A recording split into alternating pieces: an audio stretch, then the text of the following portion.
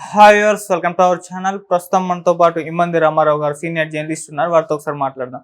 Sir నమస్కారం. Sir నమస్తే అండి. సార్ బాలకృష్ణ గారు మరి హిందూపురం నుంచి వరుసగా 2 సార్లు గెలవడం మనం చూసాం ఎమ్మెల్యేగా. ఇప్పుడు హ్యాట్రిక్ కొడతారా లేదా అని చెప్పేసి ఒక క్వశ్చన్ మార్క్. చాలా మంది ఈజీగా కొట్టేస్తారు, ఆయనకు హిందూపురంలో ఆయనకు తిరుగులేదు అని అంటున్నారు. అయితే ఇటుపక్క వైసీపీ నుంచి పోటీ చేసిన దీపిక గారికి కూడా ఛాన్స్ ఉంది.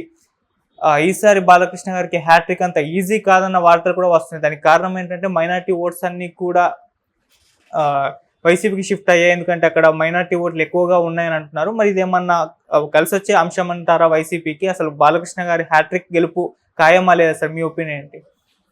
హిందూపురంతో నందమూరి తారక రామారావు గారి తాలూకు అనుబంధం ఉంది.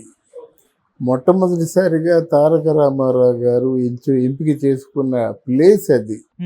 అంటే ఎన్టీఆర్ ఫ్యామిలీకి అతి పెద్ద అభిమానప్రదమైనటువంటి ఊరు హిందూపురం. అర్థమైందా?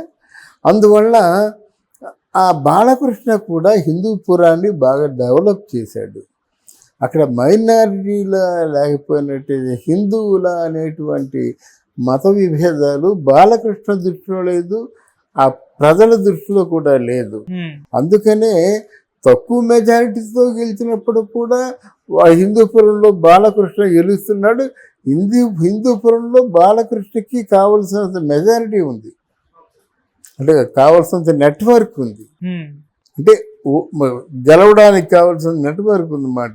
తర్వాత మిగతా వాళ్ళ కాకుండా ఆయన నెలలా వెళ్ళి అక్కడ మకం పెడతాడు. చిన్న చిత్తక పేద సాదా వాళ్ళని ఏదో చూస్తాడు. తర్వాత ఏంటంటే హీఈస్ మోర్ ఎమోషనల్, అంటే ఉద్వేగభరితమైనటువంటి వ్యక్తి. అంటే ఏదైనా మాట్లాడుతుంటే ఏదైనా చెప్తుంటే తను తట్టుకోలేడు, కోపం వస్తే కొట్టేస్తాడు, అలాగే ప్రేమ పొడితే డబ్బులు ఇచ్చేస్తాడు. ఇలాగా కొంచెం ఇది డిఫరెంట్ మ్యాన్. తర్వాత హిందూపురం వాళ్ళకి బాగా నచ్చుతుందన్నమాట. హిందూపురానికి ఆయనకి ఆ కుటుంబానికి ఉన్నటువంటి అవినవ సంబంధంతో గెలిచే అవకాశాలు ఇప్పుడు కూడా చెప్తున్నాను తప్పకుండా ఉంటాయి హిందూపురానికి. అయితే ఇప్పుడు ఏం కోరుకుంటారంటే ఇంకేదైనా భారీ పరిశ్రమలు కానీ, హిందూపురంలో ఉండేటువంటి యువత వాళ్ళకి ఉద్యోగాలు కానీ, తర్వాత హిందూపురంలో సన్నకారు పరిశ్రమలు చాలా కాలం నుంచి పెట్టుకుందాం అనుకుంటున్నారు అన్నమాట. సన్నకారు పరిశ్రమలు అంటే ఉద్యోగాలు రాకపోతే ఏం చేస్తారు అంటే స్మాల్ స్కేల్ ఇండస్ట్రీస్ అన్నమాట. ఉద్యోగాలు లేకపోతే ఏం చేస్తారు, వీళ్ళు చదువుకొని ఉంటారు, వ్యాపారం చేయాలంటే డబ్బులు లేవు, డబ్బులు ఎక్కడి నుంచి వస్తాయి? వీళ్ళకి నిపుణత, స్మాల్ స్కేల్ ఇండస్ట్రీస్ నిర్వహించే నిపుణత ఉంటే వాళ్ళకి అప్పిస్తారు. దాంతో వాళ్ళు బ్రతకడమే కాకుండా 10 మందిని బ్రతికిస్తారు. అవన్నీ జరగటం లేదు. ఎందుకు జరగటం లేదంటే ప్రభుత్వం స్థిరంగా లేకపోవడం వల్ల ఒకటి, ప్రభుత్వం తాలూకు ఖజానాలో ఉన్న ఫండ్స్ దేనికది డివైడ్ చేయడం లేదు. ఇలాగా దేనికది ఇప్పుడు దేనికని కేటాయించడం, రిపీట్, దేనికి కేటాయించవలసిన డబ్బు దానికి కేటాయిస్తే ఇప్పుడు కూడా వ్యవహారం చెడదు. చాలామంది చిట్ ఫండ్స్ చూడండి, చాలామంది ఫైనాన్సింగ్ కంపెనీలు కూడా ఏంటంటే వచ్చిందంతా మీ డబ్బు కాదు, కేంద్ర ప్రభుత్వం ఇచ్చిందంతా మీ డబ్బు, మీ పాకెట్లో డబ్బు అనుకుంటే పొరపాటు. దాన్ని డివైడ్ చేసుకోవాలి. ఎంత దీన్ని బీసీలకి ఎంత ఇవ్వాలి, ఎస్సీలకి ఎంత ఇవ్వాలి, కాపు రిజర్వేషన్ ఎంత ఇవ్వాలి, ముస్లింకి ఎంత ఇవ్వాలి, వాళ్ళకి హజ్ యాత్రకి ఎంత కేటాయించాలి, అలాగే హిందువులకు కూడా బాగా విచ్ఛిన్నం అయిపోయినట్టు దేవాలయ నిర్మాణానికి ఏది కావాలి, అలాగే రైతులకి సాగునీరు తాగునీరు అంతా ఉండాలి, రైతులు నాణ్యమైన విత్తనాలు అందించాలి. ఆ నాణ్యమైన విత్తనాలు లేకే పంటలు పాడైపోతున్నాయి, మళ్ళీ ఎదురివ్వాల్సి వస్తుంది మనం అని. ఇలాగా అంటే సంబంధిత శాఖల గురించి ఆలోచించి చేసినట్టయితే ఇప్పుడు ప్రభుత్వం బాగుంటుంది. వచ్చిన డబ్బంతా మీది కాదు, అది ప్రజాధనం, ప్రజలే పంచవలసిన ధనం, ప్రజలు అనుభవించవలసిన ధనం. దాన్ని మీరెలా మాట్లాడతారు?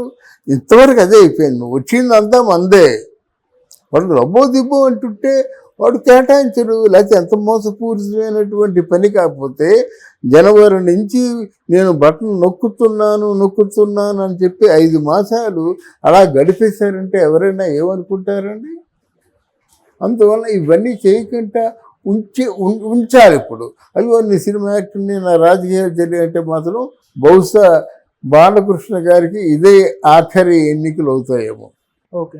అంటే బాలకృష్ణ గారి మీద అయితే కొంచెం అంత ముందున్నంత అభిమానం లేదు, కానీ బాలకృష్ణ గారు గెలుస్తారు. ఆయన చిన్న రాజకీయం నేర్చుకున్నాడు, ఆయన కూడా మొత్తానికి ఎట్టుంటే ఆ టీముని మేనేజ్ చేస్తారని నిర్మోహమాటంగా చెప్పచ్చు. బాలకృష్ణ గెలుస్తారు. అంటే సార్ 2 టర్మ్స్ మనం చూసుకుంటే ఒకసారి 16,000 ఓట్ల తేడాతో గెలిచారు, ఇంకోసారి 18,000 ఓట్ల తేడాతో గెలిచారు. సో మరీ మార్జిన్ ఎక్కువ లేదు, ఈసారి కాస్త కష్టపడితే గెలిచేస్తారని చెప్పేసి ఒక దీపిక గారిని నిలబెట్టడం చూసాం. మరి అదేమన్నా ఆ డిఫరెన్స్ ఏమైనా తగ్గే ఛాన్స్ ఉందా? ఇప్పుడు మీకు అక్కడ ఏమవుతుందంటే ఓట్ షేరింగ్ ఉంటుందండి. ఎలాగుంటుందంటే మీకు బీజేపీ వాళ్ళు కొంతమంది షేర్ చేస్తారు. జనసేన ఏంటంటే ఇప్పుడు వేవ్ అంటారు చూసారా, ఇప్పుడు వేవ్ జనసేనది. జనసేన వేసే ఓట్లన్నీ పడతాయి. అంతకుముందు బాలకృష్ణ తాలూకు ఓట్లు కూడా పడతాయి. జనసేన ఏమవుతాయంటే 2,000, 3,000 మెజార్టీతో గెలుస్తాడు. ప్రజల్లో అసంతృప్తి ఉన్నది నిజమే, కానీ ఇక్కడ జనసేన ఓట్లు తెలుగుదేశం ఓట్లు కలిస్తే, అలాగే బీజేపీ సానుభూతి ఓట్లు కొన్ని ఉంటాయి, కలిస్తే ఆయన నెగ్గొచ్చు. ఓకే. ఓకే, దాదాపు ఎంత మెజారిటీ రావచ్చు అంటారు సార్ బాలకృష్ణ గారికి? మెజారిటీ ఎక్స్పెక్ట్ చేయలేమండి. అంత ముందు కంటే తక్కువే వస్తుంది మెజారిటీ. అంత ముందు కంటే తక్కువ, డెఫినెట్ తక్కువ వస్తుంది. అంత ముందు అంత మెజారిటీ లేదు. బాలకృష్ణ ఏమైపోయారంటే మన చంద్రబాబు నాయుడు ఉపయోగించుకోవడం వల్ల మిగతా చోట్లలో కూడా ఎక్కువ పర్యటించాడు. పవన్ కళ్యాణ్, బాలకృష్ణ, చంద్రబాబు నాయుడు ముగ్గురు కూడా ఆంధ్రదేశాన్ని చుట్టేశారండి. అందువల్ల తన నియోజకవర్గం మీద ఎక్కువ కాన్సన్ట్రేట్ చేయలేకపోయాడు. తన వాళ్ళు ఎవరో చేశారు. ఇప్పుడు మళ్ళీ ఎలక్షన్ ముందు కాన్సన్ట్రేట్ చేశాడు. పడిన ఓట్లు కూడా బాగా పడ్డాయి. ఓకే. అది సార్ మనం ఒకసారి చూస్తే హిందూపురంలో బాలకృష్ణ గారి పైన ఒక మహిళని నిల్చోపెట్టడం చూసాము. పిఠాపురంలో అదే చేశారు, మంగళగిరిలో కూడా అదే చేస్తారు. ఈ 3 నియోజకవర్గాలు. ఇది మన స్ట్రాటజీ జగన్ గారిది. జగన్ గారి స్ట్రాటజీ ఏంటండి? ఎవరో ప్రశ్నించేవాడు గొంతు నొక్కేస్తాడు, ఏదైనా ఏంటి చాలా బాధేస్తాడు. అది ఎంత కాకపోతే అక్కడ చంద్రగిరి నియోజకవర్గంలో రవి అనేటువంటి ఒక ఎమ్మెల్యేని పెద్ద సుత్తు పట్టుకెళ్ళి కొట్టబోయాడన్నమాట. కొట్టబోతే ఆ రవి అనే ఎమ్మెల్యే వెనక్కి పడిపోయాడు. అప్పుడు ఎస్కాట్ వచ్చాడు, ఆ ఎస్కాట్ బుర్ర పగిలిపోయింది. అలాగే ఆలగడ్డలోను అఖిల ప్రియ అనేటువంటి ఒక బీజేపీ ఎమ్మెల్యే శోభా నాగిరెడ్డి లోకల్ మినిస్టర్గా కూడా పనిచేసింది. ఆవిడ మీద దాడికి వస్తే ఎస్కాట్ అడ్డం పడ్డని మొత్తం ఎక్కడ పడితే అక్కడ ఒక 9 పూట్లు పొడిచారు, హాస్పిటల్లో ఉన్నాడు. That is the strategy of the Jagan. అంతే, అడ్డొచ్చుకొని చంపాడు అంతే. లేకపోతే ఒక మాట, ఇప్పుడు రామలక్ష్మణులాగా ఉన్నటువంటి రాజశేఖర రెడ్డి, వివేకానంద రెడ్డిలో ఆ నాన్న ప్రాణప్రదంగా ప్రేమించిన వివేకాన్ని చంపడానికి ఎవరికి మనసు వస్తుందండి? ఆ చంపే వాళ్ళని గురి చేయొద్దు, కనీసం శిక్షణ వేయొద్దా? నీ రాజకీయం తగలట్ట ఎవరికి కావాలండి రాజకీయం? అంతే కదా. సొంత చెల్లి లబ్బో దిబ్బోమంటే సొంత చెల్లి క్యారెక్టర్ మీద అసాసినేషన్ చేశావు, అది అవసరమా?